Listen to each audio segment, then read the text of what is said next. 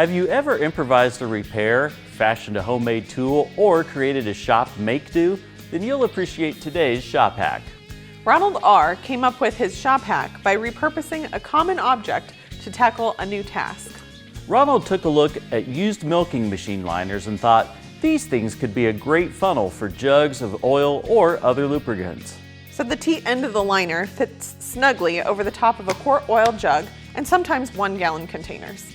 The 12-inch long liner acts as a ready funnel, reaching out to pour engine oil, apply chain lube, or fill a gear case. And unlike funnels, the liner is rubber, so it can be bent to reach into hard-to-access locations. If you don't have access to these liners, ask a neighbor who dairies, or you can buy them on Amazon for around $12 or $15. There's more where this came from. Other farmer-inspired tips like this can be found at agriculture.com/shophacks. While you're there, vote for this dairy flexible funnel submitted by Ronald R. in the Shop Hacks contest.